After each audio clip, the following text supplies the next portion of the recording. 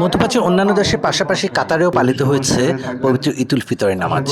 যথারীতি কাতারের 690টি মসজিদে একই সাথে নামাজ হয়েছে সকাল 5:45 কাতারের মহামান্য আমির তামিম বিন আল থানের ওয়াজবা এলাকায় পারিবারিক মসজিদে ও কাতারের জাতীয় ঈদগাহ মাঠেও ঈদের নামাজ অনুষ্ঠিত হয়েছে।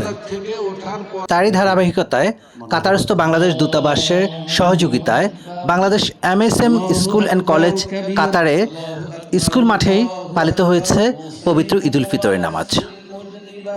হাজারো প্রবাসীর এই মিলন মেলা যেন মনে করিয়ে দেয় সবাই একটাই পরিবার।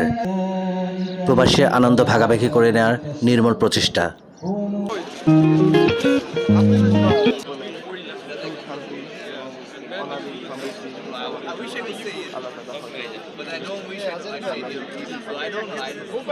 সবাইকে জানাচ্ছি পবিত্র ঈদ উল ফিতর শুভেচ্ছা, ঈদ মোবারক।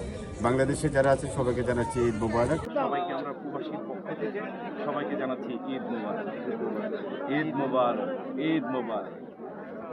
বাংলাদেশ এমবাসিকে ধন্যবাদ জানাবো, এত সুন্দর আনন্দঘন পরিবেশে আজকে যে ঈদ উদযাপন করলাম, ঈদের নামাজটা পড়লাম, এটাতেই অনেক কিছু রাখা। দর্শক, প্রবাসী মাটিতে এই যেন এক ভ্রাতৃত্বের বন্ধন, ঈদ বয়ে আনুক সবার জীবনে হাসি ও আনন্দ, এই কামনায় GM আকাশ, RTV নিউজ, দোহা, কাতার। ঈদ মোবারক।